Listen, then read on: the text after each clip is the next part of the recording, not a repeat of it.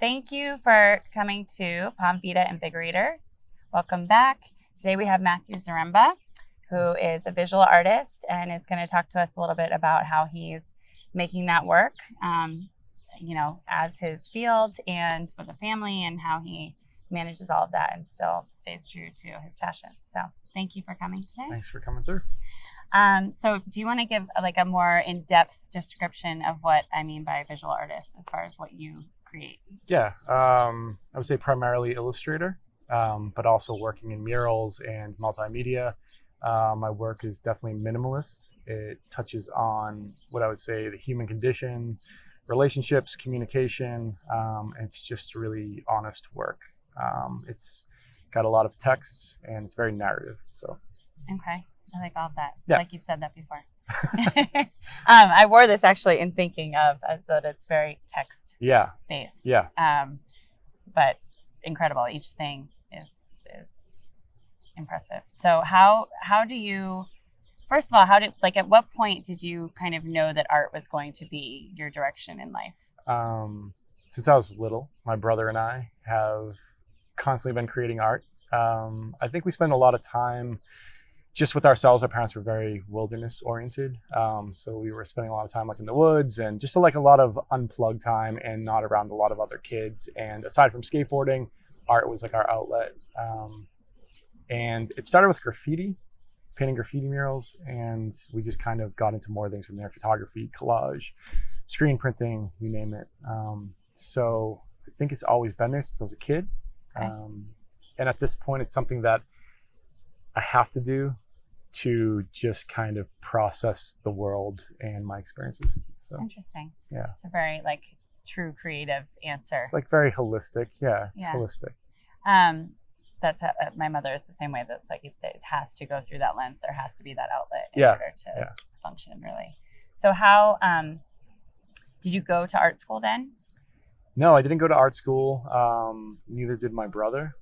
I was an English major, so I think that's where the writing comes from.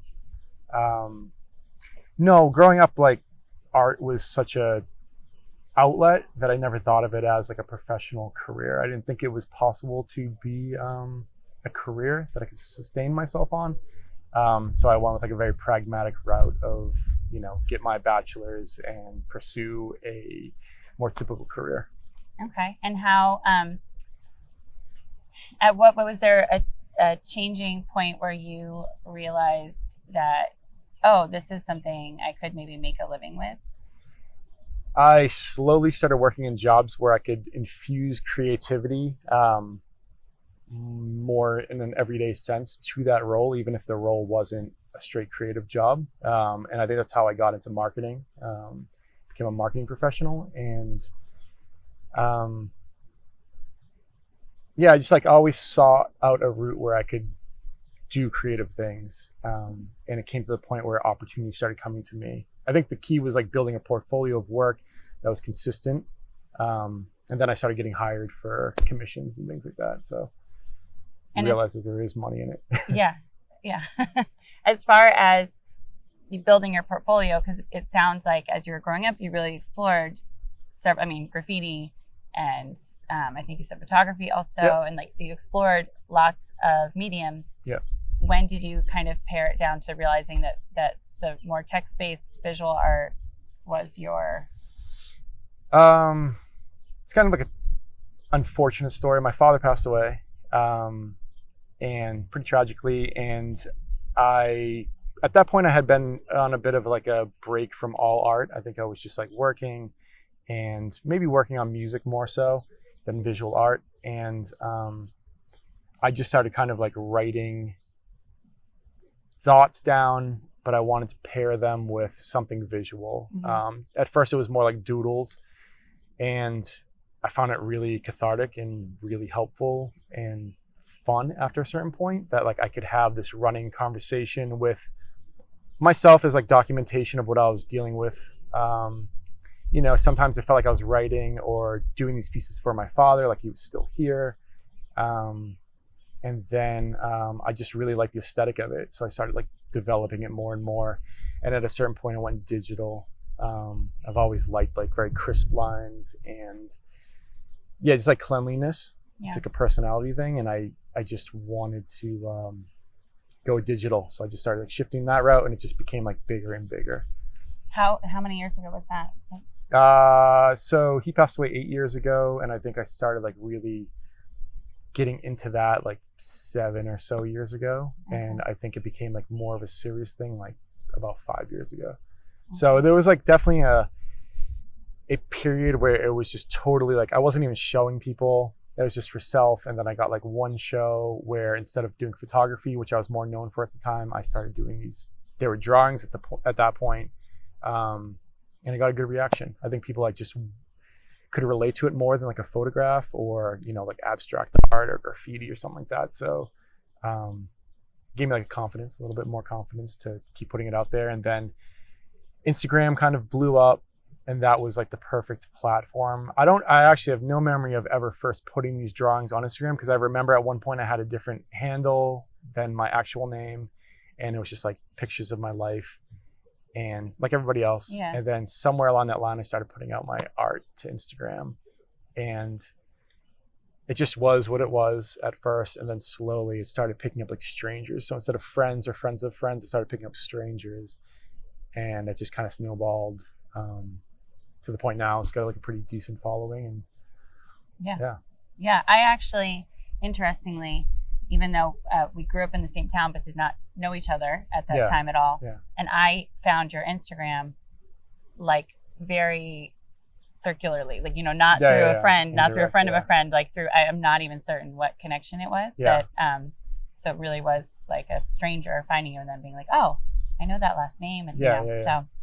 Yeah, it's interesting. I mean, recently, Mindy Kaling posted something of mine, the actress and comedian, and there was like parents from my kids' daycare who were like, "This is you?" Like they found me through her, but had no clue that I was even an artist. So it's pretty interesting how the world works in that regard, and like that platform can be super beneficial. So yeah, I've talked to a lot of people who kind of talk about once you really find your right path that you're kind of meant to be on, and whatever you are feeling about that, but like that you're really meant to be on, it just, if you keep working, things just kind of happen organically. Not that you aren't working toward them, but it just happens more easily than. Right. And there's a lot of frustration I hear from like peers who are artists as well, who they're incredible, they're incredibly talented, they got their own things going on, but like say for Instagram, they can't crack that code to get a following. Yeah. And you can see the frustration, like we talk about it, and they're frustrated, and it's interesting to like try to figure out the formula. So like, why not for you, but for me or for that person or what have you. Aside from like persistence, because I put out like a piece every single day of my life at this point, I have to. It's creating things that people can relate to, and not to say that I ever altered my route to appeal to other people, because it's always been for self. And I think that if I played the game a little bit more like middle of the road, I'd probably have like maybe double the you know what I mean? Like it would have been a lot easier if I used hashtags, things like that. So it's always been for self, but it matters on what you put out. It's relatable. I mean, like pop music is popular for a reason because people can relate to it, and not saying that I'm a pop artist, but they're universal themes. We're talking like love, loss, like mental health, things like that. So it's interesting. How do you, this is what I like, I'm super, super curious about. How do you come up with so many perfect visual representations for these thoughts? And do you come up with one a day, or do you kind of come up with a lot at one time and then you just post one a day? Like how? Yeah, it's a great question. I keep a running list on my phone. It used to be like a moleskin notebook, but it's easier to just have a phone. I keep a running list of things that like I said or someone said in a conversation with me, or just like observations of life, and then like sprinkle in like idioms you come across that are like interesting. I love idioms. So I keep this running list, and then I just kind of pull from it when I'm feeling like, okay, let me work on that one. I feel that one at this moment. Because sometimes there's certain ones on my phone that have been there for like 3 years that I just can't get the visual. Like the sentiment is genuine and it's all there, Yeah. and I want it to be out there in the world. Like I need to purge it from myself to say like, this is what I made with this thought, but the visuals never come. And it's an interesting like challenge sometimes, because it sometimes one is stronger than the other, or it's as necessary to make the other one work. You know what I mean? So there's like, words are words. Anybody can say the same phrase as you. You could say like, you know, waste not, want not. Yeah. But it's like, what do you do as a visual to represent that theme or that phrase? That is so. That's like so perfect poignant that you just enough look at that it, people are like, oh, and is there ways to flip it where there's things you never thought of? Because in the concept of waste not, want not, for example, we're talking about time. But if you were to flip that in an environmental sense, it's like a little bit literal. But if you could flip it into love, like don't waste your love on somebody, you know, things like that. So I always try to think of like planet. the layers of it. Yeah. I try to think of layers. I think it's fun. It's like a bit psychological. And yeah, so anyways, to answer your question, it's a running list.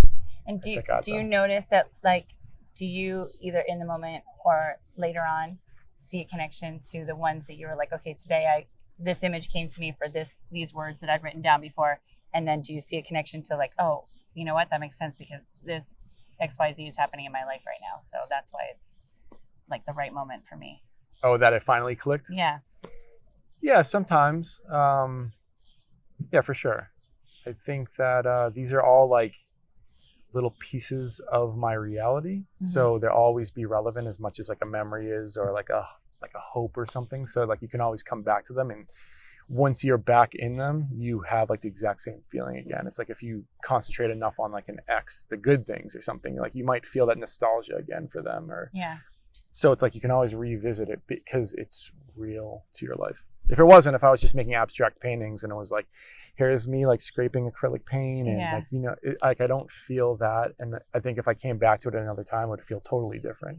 As opposed to some of these ideas that you can like feel exactly. Yeah, like I can always remember like, oh, I thought of this on the train coming back from that event, and that person had said this to me, and it really like stuck with me. Or but I find that nowadays the things are getting buried deeper on the list, because now I don't know why, it's just like maybe a phase, but I am concentrating more on like the real time. Okay. So I'm creating pieces that are more reactionary to like my everyday scenarios right now. And do you feel like it's more to your very personal, like intimate life? Not intimate life, but like your personal life, or like political, or like the world? Like I had a phase where, not a phase, but there was a period of pieces where I was trying to be like less personal, you know, with my very director, I don't know how to say it. Yeah, like my direct life,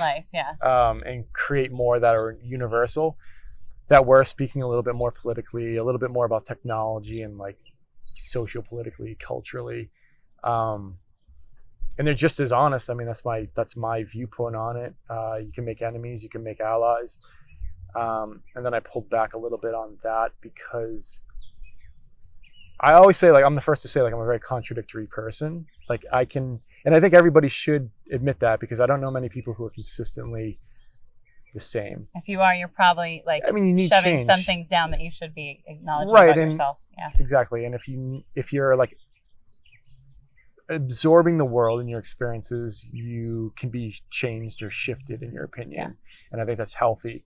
So when I do things that are a bit more, you know, universal in terms of current events, things like that, I find that I'll look at them later on and say like, yeah, I still like, I'm on that wave, but it's a little bit more complicated now in my head, because I processed it through like a dozen more people I trust, and I got their opinions on it. And, you know, maybe that issue, say something with our current president or something, something's changed more dire, or for the more dire, like there's just nuances that you're like, oh, actually I still generally believe that, but I maybe would have expressed it a little bit differently with this new article I just read, or this and the same can be said about your actual personal life, like love and, you know, goals or dreams, but I have a little bit more control over those, and however I felt about it, I felt that way for sure in that moment, and that's like a part of my history, as opposed to like the history of the world. That makes total sense. You brought it back down to a more personal. Yeah. And I think another reason was I wasn't sure if I was doing it to be more like universally appealing, relevant. Because after a certain while, if you've done like, 50 pieces about that are, low key about your dad and like missing somebody or a friend that's passed away and you're missing them and trying to communicate with them in some way, after a while that kind of just, it feels like torment to yourself. So you're kind of like, I've got to move on from this and like do something else, or I got to get out of my own head and like start looking at the world through more eyes, I guess. Yeah. So I kind of shift back and forth. At the end of the day, I'll always go back to like super personal because I just think it's more interesting. Yeah. It's more unique. I mean, it's relatable because it's all the human condition, but right. Nobody else can express exactly what you're right. feeling or going through, whereas lots of people could express a reaction to the news or right. And like, what does that mean in 10 years when like that news is old news? And as far as the more technical aspects of how do you fit in, because you have a family, correct? Yeah. Yep. So how do you make time for art? I mean, I know you said it's like an urge. It's something you have to do every day. So do you have specific hours, specific boundaries you set, or is it more fluid? I try. I try for boundaries and time constraints. I think because my work's so conceptual, it's more conceptual than it is technical. Yeah. Because it's pretty minimalist, and so it's a lot of like thinking. And a lot of thinking like on the train, on my commute. I'm always jotting things down, and sometimes that'll be like in the middle of a dinner or something, and I have to just put this down real quick. Okay. And then once I get my two sons to bed is when I usually go to work on actually creating something, whether that's like a painting or the digital pieces or what have you, or like planning out a mural that I have to do for a project or something. So. And do you have a studio in your home, or do you have to? I did, which is now in nursery, but I am moving into a new studio in a week. Okay. Yeah. But so it's a separate space that you. Yeah. Okay. Yeah. So it is a little pretty more necessary. Yeah. Yeah. And how often, how many hours do you feel like you end up, or do you feel like maybe it's like a 24-hour, like you're always kind of thinking about it? I mean, I think in like terms of physically doing things every day, probably like 2 hours every single day of like hand to paper or screen or something. You know what I mean? So yeah. And it's the number one thing I do, and then that's just constantly running. That's just like a dialogue in my head, internal monologue. But how have you ever dealt with explaining to somebody what you do and them either directly kind of judging that or not getting it, or that you can just kind of sense that they don't get it? And at this point, I don't typically have to explain.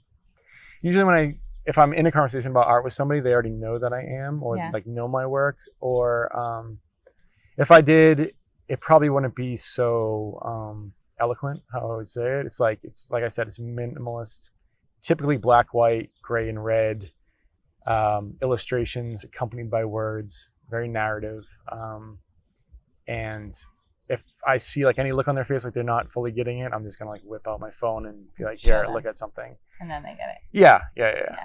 And have you ever kind of wondered if you're going in the right direction with it? Like, do you ever have self-doubt about like thinking, am I wasting my time by doing any art or doing this type of art, or any like questioning moments? Not about art in general or creating at all, or what I'm creating, because as far as I see, it's like an oeuvre of work that's just going to keep building.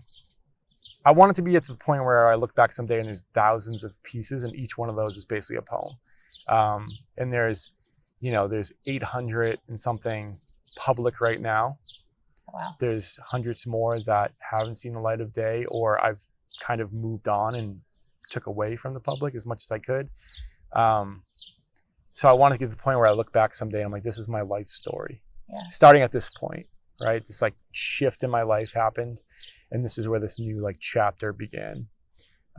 There's pieces there from like when my first son was born. There's one from when my second son was born. There's one's about my wife. So it's all real pieces of my life, and I think that's like really romantic and beautiful in a way. Yeah. It's maybe the same for a musician if they're writing about their actual life, or performing those songs. So I don't ever think about the direction because that's what it is. Do I ever think about, well, do I want to do other forms of art? Mm-hmm. I do. Like today I was painting like a graffiti mural. Has nothing to do with my work I'm known for. Mm-hmm. I mean, I'm known in some regards for that work as well, but it looks totally different. It's very colorful and fun and loose. I still do a lot of like collage stuff, and I still produce a lot of music, but I don't really put those out in the public eye, or for the public eye. I think the number one thing that's discouraging for me is just kind of like the reception of work from the audience out there, especially in the social media world, which has been so good for me. Yeah. In building up a following. But at the same time, it's like you constantly see, like if you went to a gallery show, people walk in, they look at the work, maybe they'll have a glass of wine or something, they'll talk amongst themselves. Yeah. Nobody's really going to stand in the middle of the room and say like, hey, this piece over here, I love this piece. It reminds me of this. Yeah. Or, oh my God, this reminds me of so-and-so. Or I don't get it. But on social media, which is kind of the platform for everything at this point, and how we kind of grasp our reality, that's all you see. It's like a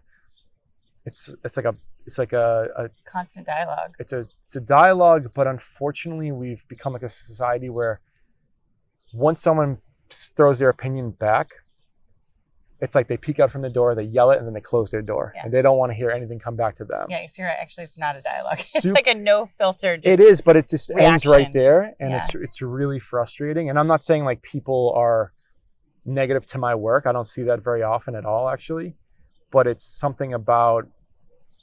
It's just like the fact that at this point in the world, everybody has an opinion that can be broadcast, and that's not necessarily a good thing because, as we know, from society and politics, it's not a good thing. Yeah.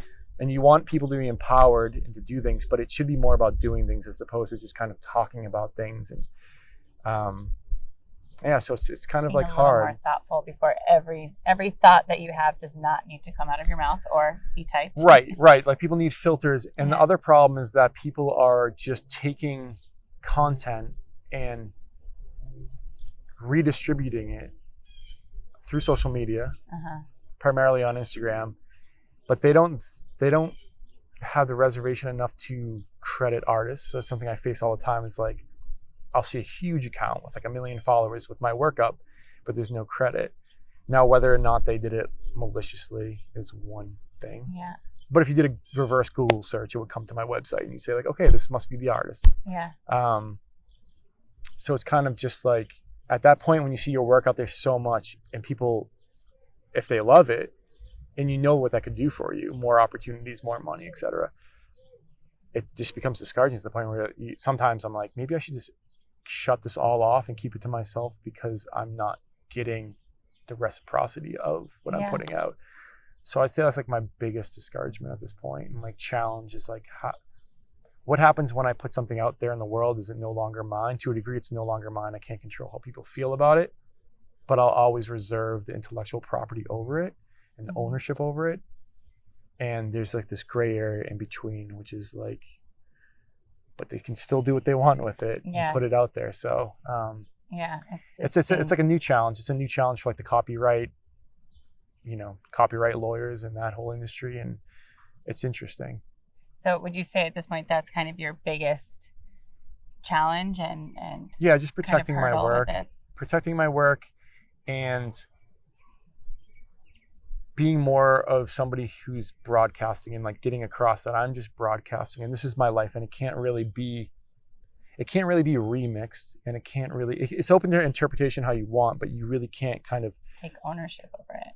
That, and you can't kind of throw it back at me or just the universe and say like, this is what it is, or like, this is how I feel about it. Like, publicly because that's not what it is. It's not I can tell you art. exactly, Yeah. like you can contact me and say like, what does this mean? And I'll say like, well, this is for my wife when we were talking about this dream we once had and like we reached it, or like we still are working towards it. And like, this is what it means. And her name's Lauren and we live here. And it happened on a Tuesday. Yeah, I thought of this. Like, so it's interesting. And I mean, and maybe that's just my own romantic mind because I always used to think about like Bob Dylan songs. Like, who is this person he's singing this song for? Who's the girl from the North Country? Like, you know, what does this mean? And I always wanted those answers. So, and a lot of people are like, who cares? He probably actually just made it up and it's just like a nice tale. And this is just kind of like folklore, what have you. And I get that part of it too. But I guess because my work is so nonfiction that there's nothing really up for interpretation. You can relate it to your life in different ways and say like, oh, he's talking about his wife and this reminds me of my husband. And that makes me think of this. And like, that's great. Yeah. That's relating to it. But to kind of change how you own arrived it, there. like re-own it and appropriate it to like, you know, is interesting. And you know.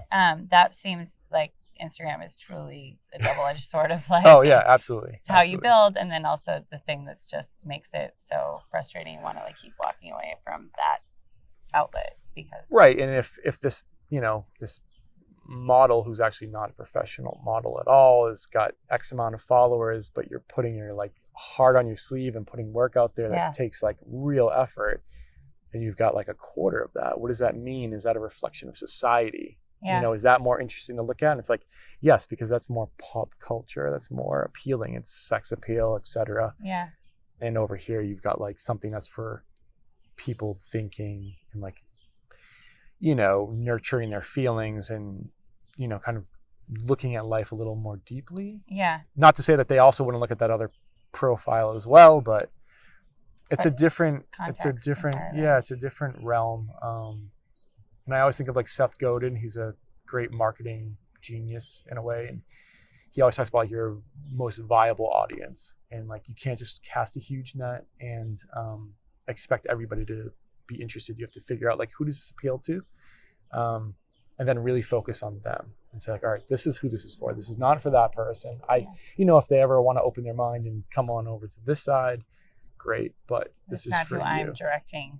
Right, and it's not to say like you shut the door on those people at all. You always keep it open, but you don't waste your time trying to figure out those people. You just know your people and kind of speak to that. And I think that's a lesson I've learned a bit more, is like kind of not to fight against the tide and just to appreciate what I do have going on for an audience and people who respect it or get it tattooed or, you know what I mean? Show up at events. And I was going to ask about that. I saw you post a few times about people getting tattoos. How does that make you feel when somebody gets your artwork tattooed on their body? First, it was weird. So that's like, I cannot imagine. It was weird at first. And then it was super flattering because these are people who want something permanently on themselves. They relate to something that much that they want to do that. And then at that point, it's like, that's awesome. So when I was a kid growing up skateboarding and writing graffiti with my brother, like we always had a dream of like, someday maybe we'll do graphics for a skateboard company. Like we knew we were never going to be good enough skateboarders to skate for a team, besides like local stuff. But we're like, we're going to get into skateboard graphics, snowboard graphics. And when I look back on it, it's like we've both done snowboards, skateboards, you know, sneaker, like all types of things. Yeah. And that's crazy to me. And I'm like the least, I'm not the least out there, but I'm very grateful for like the things I have done already. I was talking to someone about this the other day, a friend of mine who's also a super talented artist, and I was saying like what we've accomplished at this point in our lives, it's like if it just stopped right now, you would have to be psyched because you never would have thought about this growing up. You know, we were coming out of a panel discussion at Isabel Stewart Gardner Museum. I wasn't on the panel, but the panel was about and leading up to an event where I'm one of the featured artists for this mural project. And it's like, we're in the Isabel Stewart Gardner Museum, this event celebrating us, our work. Like, this is crazy. Yeah, like this wild. Is, you know, my friend over here has an exhibit at the MFA in Boston. Wow. And, you know, I've got a new mural that's on the side of the highway where my parents used to drive by every single day, like right in your face. thousands of cars going by every single day. That's crazy. All the things we've done. Like, you're still moving forward with other like things you're reaching for, but when you pause and are like, no, I already like hit a lot of dreams. Like I already. Oh yeah, like way more than I ever did. I always thought my brother was the artist. He was like known in our family as the artist, and I was the writer, like poet, and I like caught up to him and like surpassed him in some things, and like we always work together. We have shows together, like last year we had one in Seattle together, so it's like we had one in Boston and then Seattle like 2 months apart. Oh wow! It's like coast to coast, still doing like the same things we did when we were like 15 and. That's awesome. You know what I mean? So to make a life out of those things that truly bring you joy and to stay close to the people that you enjoy doing with is like so rare. I get really excited and like psyched to do this every day. Yeah. Every day, like there's like an opportunity or a potential for an opportunity that comes my way. 2 weekends ago I did Governor's Ball in New York, a huge music fest. I had 2 big murals up, thousands of photos of people like having fun in front of it. And I was like, that's crazy. That's like, awesome. That's like a really wild reality. So how, out of everything so far, do you have one moment that like brings you the most pride when you think about it's going to sound a little weird, but my friend, the rapper Killer Mike, he's like in Atlanta. Yes, I know Killer Mike. All right, so I hope everybody knows. He's a great guy. Aside from like a great musician, he's a great activist. Yeah. And he's just a great person. So he was doing a thing for the Black vote during the 2016 election, which is super important. And he had hit me up to do the illustration for it, which was like a full page illustration for Playboy magazine. And I guess that's the weird part is, some people are like, all right, Playboy. Yeah. But to me, like growing up, and aside from like being like a young guy growing up being like Playboy, like aside from like the obvious. like the historical context of being a man, getting them like, or finding them from your dad or something. And like, kind of, that's like a rite of passage or something. Besides all that, because that's kind of totally out in 2019. Yeah. And Playboy themselves have really shifted that conversation in terms of their publication and who they appeal to, because now it's like for women and they've done highlights on trans community and things like that. But so aside from like the historical context, to me it was like, this is the magazine that it was always like, for me, my dream was like Playboy or Rolling Stone, because of the amount of important creators that were featured in those magazines. I mean, you had people like Hunter S. Thompson writing for Playboy, and then Rolling Stone, it's Rolling Stone. But so for me, it was like, this is like a culmination of like my childhood, my like aspirations, all the historical context in different ways, all came together, and it was like, here's your page. Wow. For you. Not to mention that Killer Mike is asking you to do work. Yeah, he's a homie, and like it was, and it was like an important, and then it was like for a very important thing. It's like I can't really speak to that struggle at all. I'm look at me, I'm a white man in America. I've got it the best, but if I can lend myself to at least draw more attention and use my privilege to, contribute to that very real struggle, like that was huge. Yeah. So it was like all these different factors were like, okay, this is great. This is like, if I got one shot to be in this magazine, like at least this is the most important thing I could do. Yeah. I think it's more important than like having a feature on myself, because I'll just say the same thing I say in any other feature, which is like, hi, I'm Matt, I make things. You know what I mean? So that was cool. And then it led to more things with Playboy also. So it was like something that had residual opportunity off of it. That's awesome. Yeah. So it wasn't like the biggest thing, whether monetarily or exposure wise, although it was good exposure, but it was like the most important thing I could contribute at the time. Personally poignant and and it was just like a great like cosign from Mike, and it was cool. Awesome. Yeah. How aside from like that moment of pride, is there what aspect of of doing what you're doing, creating what you're creating, brings you to most kind of daily joy? I would assume something, or else you wouldn't still be doing it. Yeah, like messages I get from people a lot is really special, I guess. I get like emails and DMs and stuff, people saying like how much this helped them and they're related, or like somebody took that wild thought I have and like somehow put it into a visual form and like gave it back to me, and you don't even know me. Yeah. You know, things like that. And it's like, that's pretty cool.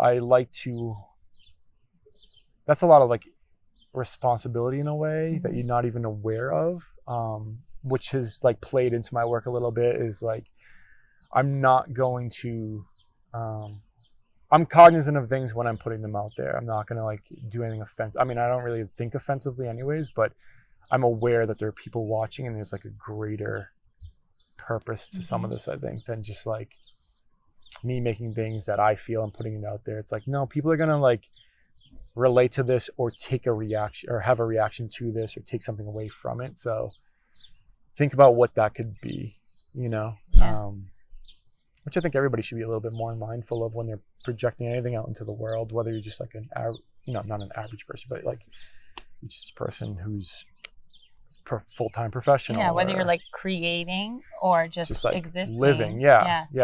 Because I always also have this like belief that people can be life artists, that like you don't actually have to do something tangible that would be considered art, like visual art or music or something like that. I think that people can live their lives in like a very artistic way. Yeah. And it's like about how you perceive things, how you process things, how you interact with things, project things. Because I've met people who are definitely not artists in any way, would be the first to be like, I can't even draw like a square. Yeah. But I look at those people like, oh no, you're an artist, trust me. Like the way you move through this world is like art. Like and deliberate choices that are kind of intentional or yeah, and sometimes like maybe they're not even aware of it. It's just like they got it. You know what I mean? It's like charm, charisma, empathy, things like that, and just like the way they move, you know. And it's not even like a physical thing, like how they're literally moving. It's like how they just like kind of getting through things and what they leave behind in their presence is like, wow, that's something. And like that's something I like don't have, like, you know, I do my best through creative things. I can speak my best through them. I can communicate things that I can't speak even to the people closest to me through art. You know, I'm always getting in trouble. So it's good to have that outlet to be like, look, I made this is what I meant. This is what I meant to say. Yeah, sometimes I have conversations with my wife that don't go so well. And, you know, especially on like big themes or challenges or goals, and like she'll see a piece the next day and like comment on it to me. Like, oh, I see you're trying to say. Or sometimes like, well, why didn't you say that? You know, so it's still like, it can be funny, it can be serious. But that's your gift, your expression. Yeah, it's just my thing. How do you see it in how old are your kids? 2 and 8 weeks. Yeah. Oh, that's right. Oh my God. Once I But in my 2-year-old, his name's Augustus, but we call him Gus.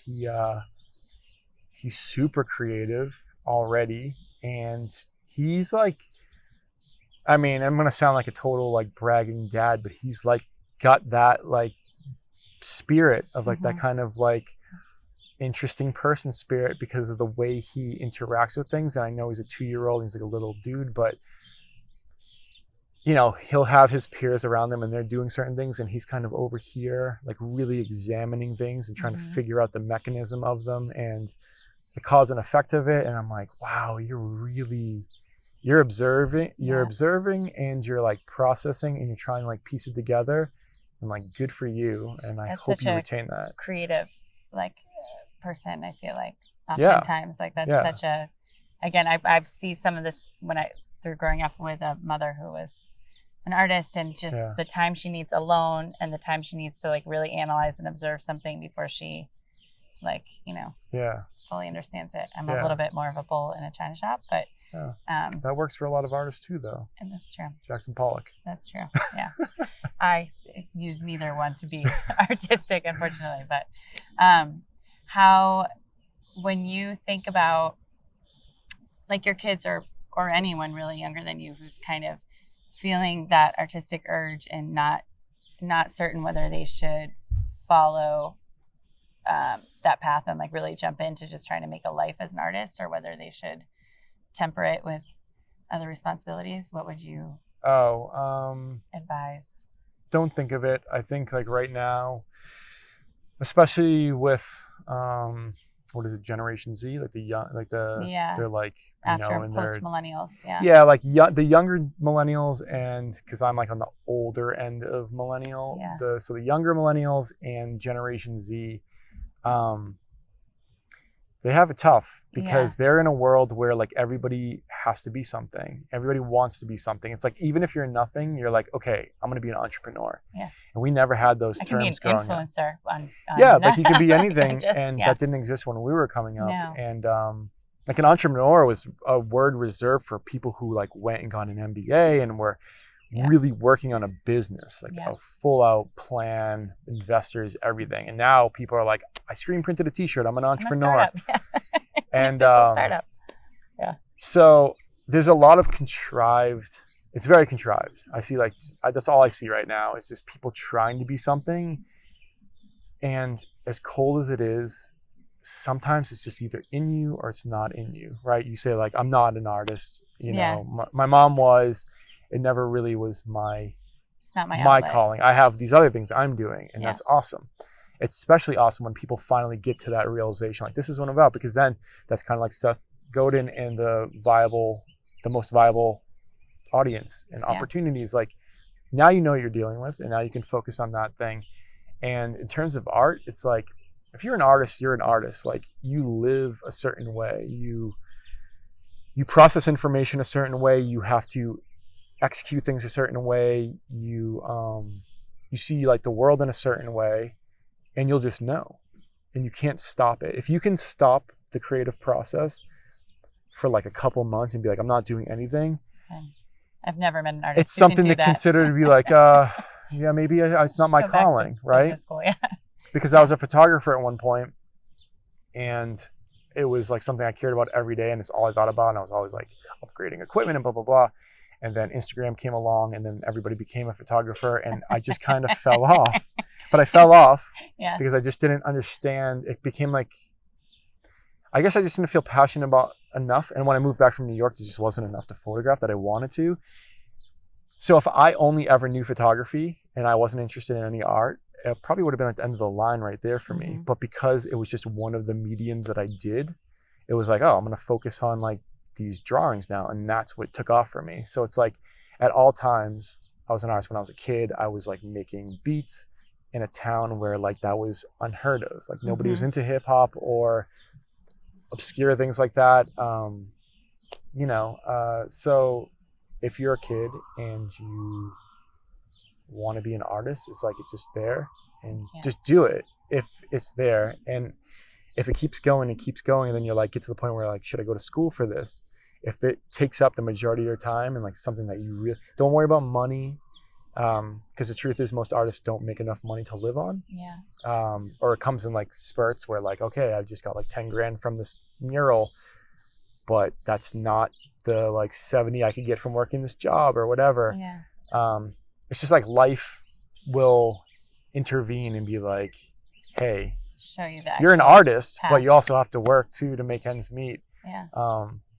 But yeah, if you're like coming up on school and you're trying to figure out if I should, it's like, if it's your main hobby and you love it and you're willing to like do this, and like maybe someday you have to be like an art teacher, or you want to be an art teacher, or like art therapy, or other channels that are more professional and not just painting all day, and you feel happy, you feel like you could be happy doing that, then like, yes, by all means, continue on that road. Because too many people like think about it too hard. And you just kind of, life will show you. Life will show you. If you're listening, like what you're really supposed to do.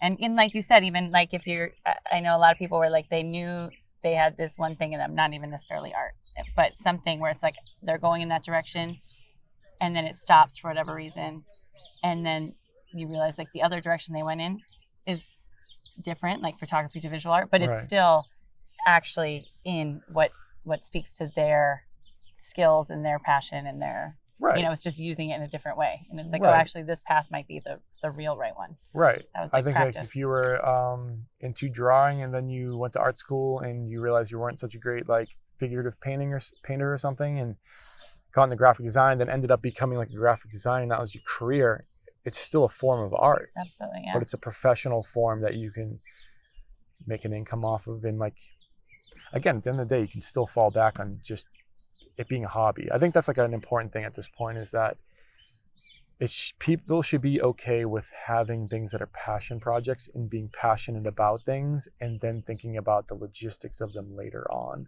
whether that's how do you live off this or How being do I make a disappointed that living you and find can't. time for this? Yeah.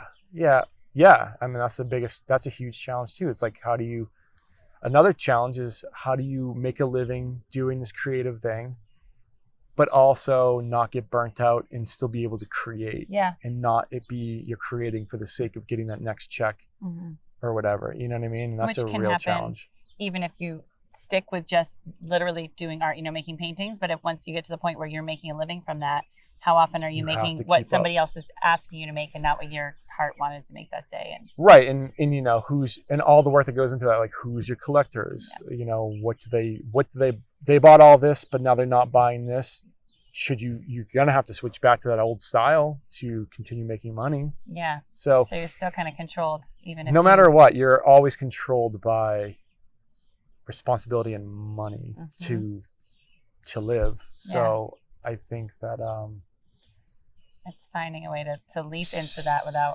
Yeah. So like, I guess the most important thing is no matter if you have a real job and a passion project, or you are a full-time artist or full-time doing what you love, you still have to make time to remember why you're doing that thing or to like execute on that thing that got you to that point in the first place, which is something that I like have to remember every day. Like I take time out from doing these pieces or working on projects to be like, you know what, I'm gonna make this weird like I made like this silly like fortune cube. It was like a 4-sided or 6-sided cube with like my own answers, almost like a magic 8-ball and like drawings. And I spent like the day answering people's questions and rolling the cube for them. And it was like kind of just a funny, goofy thing that people, like my followers, loved for the one day I did it. But that had there was no gain from that. Like I didn't get anything from it. I got more engagement, but it was about like rediscover. It's just one of those things like you rediscover just having fun. Or like graffiti for me, like painting graffiti murals.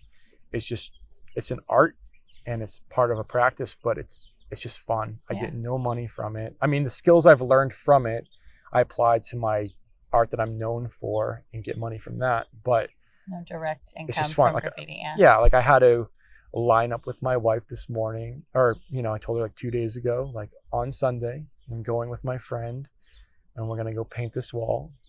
Are you okay with that?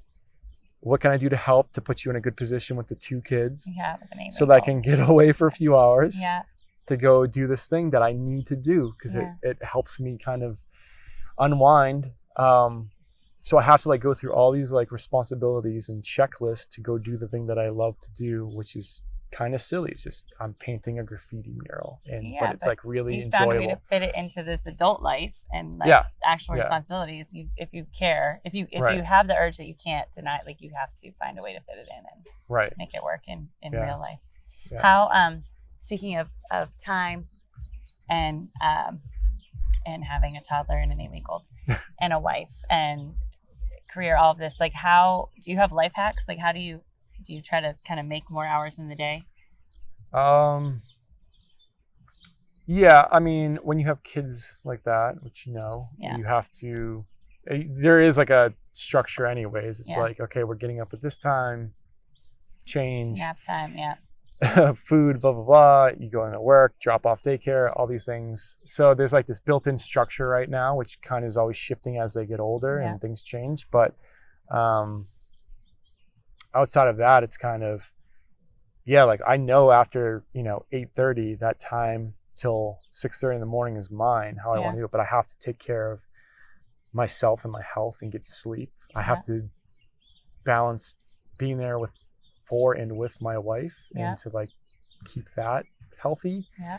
And I need to be able to do these projects and like passion projects. And so my life hack is like prioritizing things. Yeah. You know what I mean? Like I mean, my family first, and then my health, and then the things I love to do outside of being with my family. Yeah, I'm just really structured. Like I get up every day. I basically have the same breakfast every single day. I cook and I leave at the same times, and I just have like this. I'm very like structured because it helps keep me on track. Because then I know what I'm dealing with. It's like, okay, I've got like 3 open hours. What do you want to do? These exact times. You know what I mean? How so this is the direction. This is how I'm trying to kind of help the world with Pom Vida.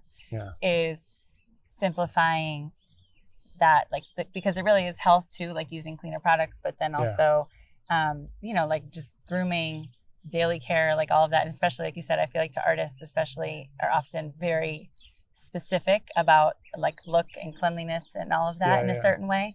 So, so I'm trying to like simplify that because nobody really has time to also be researching. So that's the one product I brought for you to try, which is, it's called Devil's Pocket. So it's a neighborhood in Philadelphia. The brand is from Philadelphia, Franklin and Whitman. And it's, this one is grapefruit, cedarwood, and clove scented. Have you ever used beard oil before? I have in the past, but I don't currently. And I just came back from painting, and I had a respirator on, so I could probably use it. Okay, some awesome. Conditioning. Perfect. Okay, so you just put a little bit. You don't have a super long beard, so you can just do one even. Okay. Just rub it in between both fingers. Okay. There's a whole ritual you can do also. You can like take 3 deep breaths, and depending on how, That smells good. Right? Yeah. It's like mysterious, I feel. So and then you just literally, you rub it down. Yeah, exactly. And then just kind of use it to, you can rub it in, but then the final step is like rubbing it down so that it's like kind of smoothing all the hairs, just so that nothing's sticking out. Yeah. I feel like it adds like this small addition of happiness to the rituals that we have to do every day anyway. Right. And, no, I fully believe in that. Yeah. And with little kids, again, like it's just nice to not be worried about what they're getting on them, what they're touching. Like it's right. Yeah. I like that. De-stresses. Takes out a lot of variables. Process. Exactly. That's what I'm trying to do, because we all have different like avenues that we're trying to, or, journeys that we're trying to navigate, and anything that can be taken out of that isn't necessary is for me as a working mom of 3, I know is super helpful, and that's my goal. So I like that. Yeah. I'm going to relate that back to my art real quick and say that the reason I don't use much color is because I wanted to remove all the subjective variables that people get from colors or an over use of color to get straight to the point, because I don't want you to focus too much on the visuals. I want you to focus on like the idea of how it. You feel when you know what I mean? Yeah. So it's like just getting straight to the root of it. And so it seems like it's kind of like in a similar vein. Yeah, I like that. And do you feel like,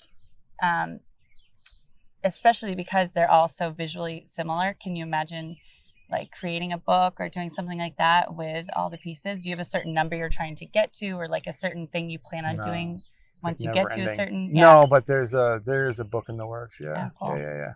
A coffee table thing. Oh, nice. Yeah, I don't know what the end goal is. There's no end goal. Okay. It's just like life. That was my next question. People always say like, where's the t-shirt? It's like, where? Yeah. I do release product once in a while, but it's never really been about that. That's not your focus. So as far as end goal for this artistic like creation of yours, you don't have some like, what I really want to achieve is this, or like some end point? It's more just like the day by day, like this is where I feel like it's. I always like the artists that could just lend their creative style and aesthetic to other projects. So a fashion guy, I did a range of bags with this bag company where I don't have to do what they want. They said like, we want to license your work to create these all over pattern bags, like a whole luggage set. Oh, wow. And like, that's what I get to do. So I'm basically handing them my work and saying like, all right, go. It's really interesting. And that's what I wanted to get to, is like, I'm not going to be I worked in fashion. I'm not going to start my own clothing line. Yeah. But I will lend my work to one that I believe in to create a capsule. I mean, it's a perfect situation. It's a pretty good situation. To be able to not have to alter what you're creating to somebody else's likes or dislikes. That's important to me. To make money from it, to be working with brands that you respect and value already. Yeah.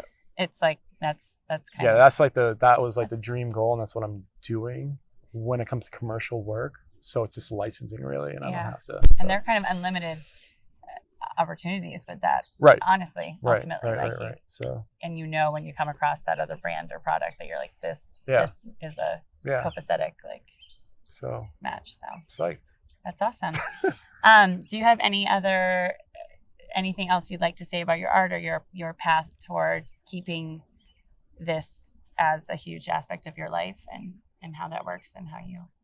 Yeah, like finding the time and the right opportunities to do what I want to do with my art is always going to be super important to me. And as long as I've got time on my side, I'm going to keep making. So.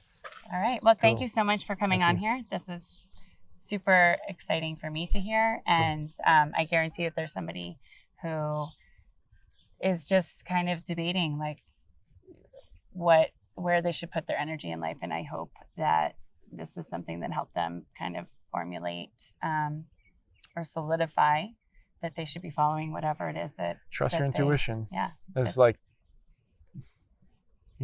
strange as that can sound sometimes. My mom always used to say just put it out there in the universe. Yeah. And it's the law of attraction.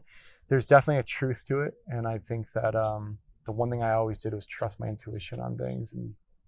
And there's a gut feeling for a reason, because you serotonin in your gut, this whole gut brain axis, but you should trust your gut. Yeah. So trust your gut. Trust your gut. And I hope that you've been invigorated. Cool. Thank you.